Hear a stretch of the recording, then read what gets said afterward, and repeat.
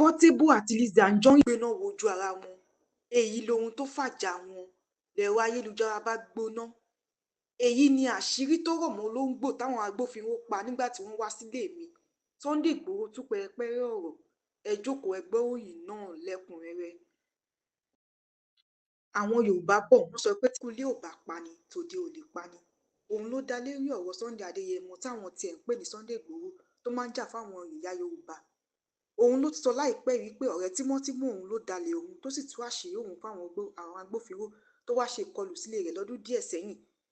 Ó sọ pé ọ̀rẹ́ òun ló sọ nípa olóńgbò tó wà nílé òun, èyí tó sì mú káwọn agbófinró náà pa olóńgbò náà tí wọ́n sì wé láṣọ, tí wọ́n sì bà ọ̀pọ̀lọpọ̀ nǹkan jẹ́ nínú dúkìá òun. Àwọn èèyàn ti sọ pé kò lè ṣe kí Júdásì má sí láàrin àwọn alátìlẹyìn ẹ̀ nígbà tó wà láàrin ọ̀kan lára àwọn ọmọlẹ́yìn Jésù. Ní báyìí Sunday Igboho ti lọ bẹ Ọọ̀ni Ilé Ifẹ̀ láti ràn án lọ́wọ́ kíjọba lè gbẹ́sẹ̀ kúrò lórí àkáǹtì ìfowópamọ́ rẹ̀ tí wọ́n gbẹ́sẹ̀ lé àti láti yọ orúkọ rẹ̀ kúrò láàrin àwọn tíjọba ń wá. Ohun tó pa wọ́n pọ̀ náà ló tún ká. Èyí lohun táwọn èèyàn ń sọ látàrí ọ̀rọ̀ ìjà tó wà láàrin Portable olórin àti Lizzy Anjorin òṣèrébìnrin ilẹ̀ wa.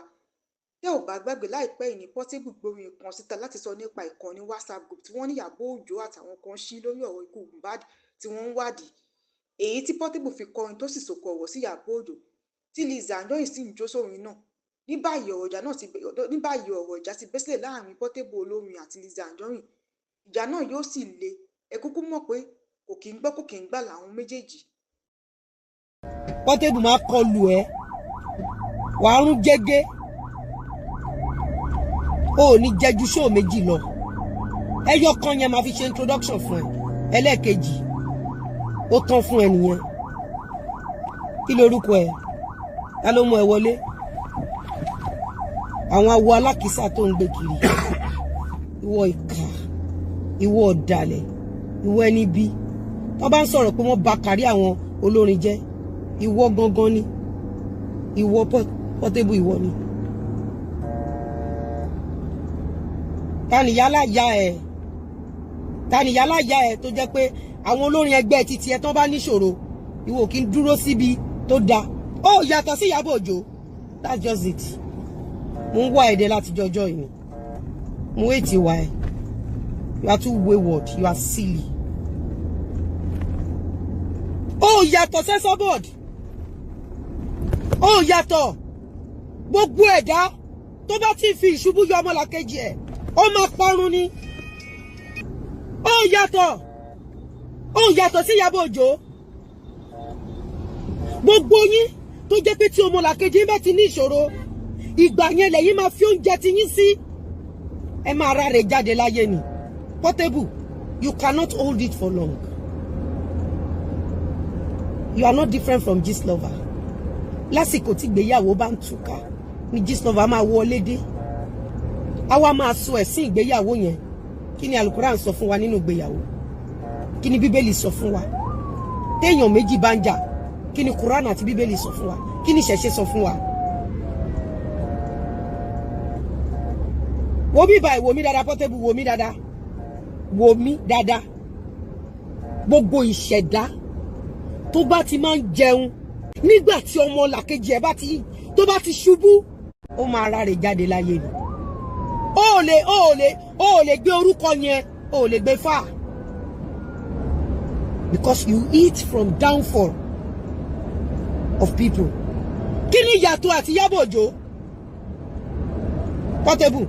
Nígbà tí Ìjẹ̀ṣà ní ìṣòro pẹ̀lú àwọn comedian, ó yẹ kí Ìyábọ̀ dúró. Tó bá máa dájọ́ ikú fún Ìjẹ̀ṣà, ó yẹ kí gbogbo onítíátà kó fún Ìjẹ̀ṣà ní moral support. Ìyábọ̀ Òjó jáde. Ìyábọ̀ Òjó ló kọ́kọ́ ra ìṣó. Ìyábọ̀ Òjó ò raṣọ 9. Ìyábọ̀ Òjó ra ìṣó tán fi screw worship. Ìyábọ̀ Òjó mú Ìjẹ̀ṣà.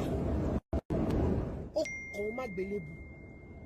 Ìyábọ̀ Òjó fi gbogbo ìgbìyànjú bàbá Hubert Ògúndé.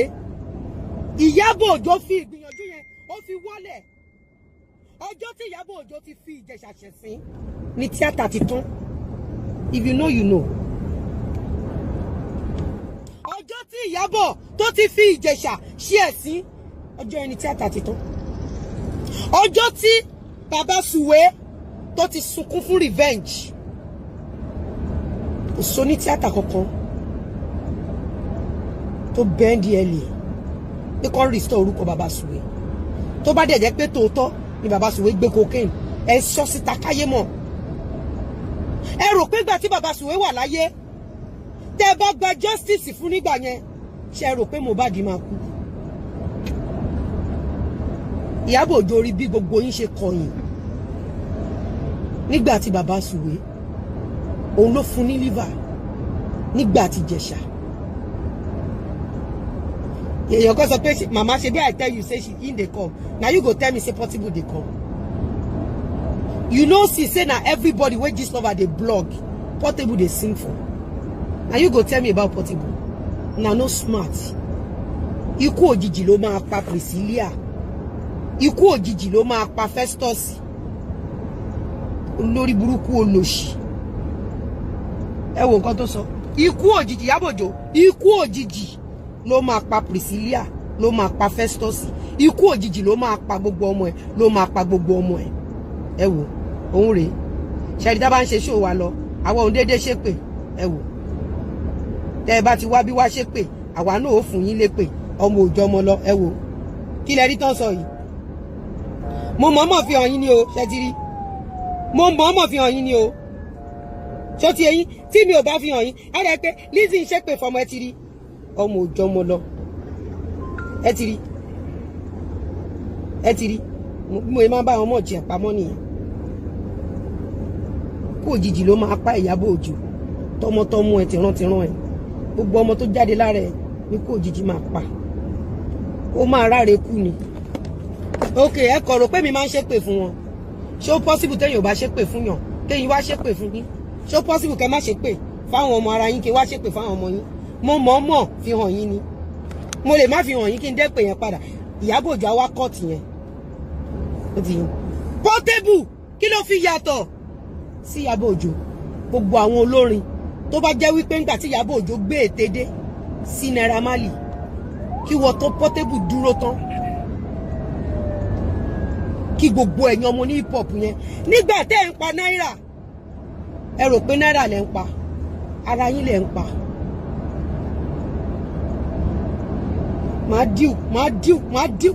Máa dá ẹ̀dọ̀ balẹ̀ ni ìwọ ó kéré sí nọ́mbà ìwọ kọ́ Portable wojú mi kò ń ṣẹ́rù ẹ àtàrí àjànàkú ni ó ṣetán àti tán yányán.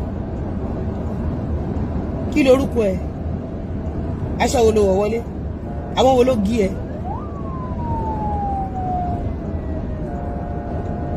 Àwọn wo ló gí ẹ? Mo ń padà bọ̀ wá fún ẹ with full force. Mo ti ń wọ ẹ̀dẹ̀ tipẹ́tipẹ́. Gbogbo àwọn olórin tó bá níṣòro èyí tó yẹ kẹ́ fi dúró fún wọn ní trying time o máa ń jáde ni wàá bà tiwọn jẹ́ wàá subject wọn sí bully wàá yẹ̀yẹ́ wọn lójú gbogbo àgbáyé. Kí ló fi yàtọ̀ sí Gistlover? Mo ń béèrè lọ́wọ́ ẹ̀ Portable. Ògún ló máa pàwọ́ tó sọ pé but you dey play his music. Ògún lákàyé ló máa fẹ́ràn ẹ̀wẹ̀. Ìwọ tó sọ pé but you dey play his music. Ògún lákàyé ló máa fi ẹran ẹ̀wẹ̀. Ẹ̀yin olórí burúkú olòṣì. Ẹ̀yin awáyé má ṣe. The two can play the game. Portable ìgbà tó wá play game ẹ̀ ọmọ òtè ló pè mí. Mo ti wà fully ready fún ẹ. Gbogbo nǹkan tí mo need ló ti wà lọ́wọ́ mi. Tó bá bí pọ̀ rí ìyálàyà ẹ̀dá kọ orin kan tí n bá fi orin bá titi ẹ jẹ́ ìwà àti Ìyábọ̀ Òjó mo jọ máa kó yín pọ̀ ni. Ó rí bí n ṣe bá ń ṣe géèmù mi ni.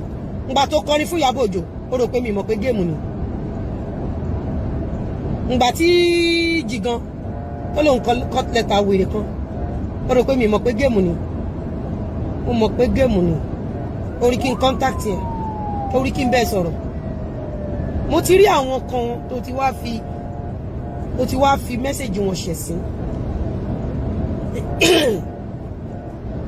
Mo rí àwọn kan mo rí nǹkan tó ṣe fún Láìdé Bákàrè. Láìdé Bákàrè is not my friend. I saw what you did to her. I saw what you did to a lot of people. Ó ṣe jẹ́ pé nígbà tí wọ́n gbé ìhòòhò Very Dark Man jáde ló kọrin fún Very Dark Man. Gbogbo èèyàn tí Gistlover bá ti mú wálẹ̀ ló máa ń kọrin fún. Inú wa dùn bó ṣe kọrin fún Ìyábọ̀ Òjó. Inú wa dùn, ó dùn mọ́ wa bó ṣe kọrin fún Ìyábọ̀ Òjó. Gbogbo àgbáyé máa mọrú ẹ̀dá tó jẹ́. Ó ń jẹ lọ láti jọjọ́ yìí. Sórí wojú mi tó bá ń ṣorí burúkú kiri. Mo máa wò ẹ́ níran ni mi ní dọ́dọ̀ ẹ̀. Kó máa jalè mi ní dá sí. Kó máa jalè, people knows me for that. I stay on my lane. Bóyá Portable máa padà fún Lizzy Anjorin lésì tàbí kò ní fún la ò tí mọ̀ báyìí o.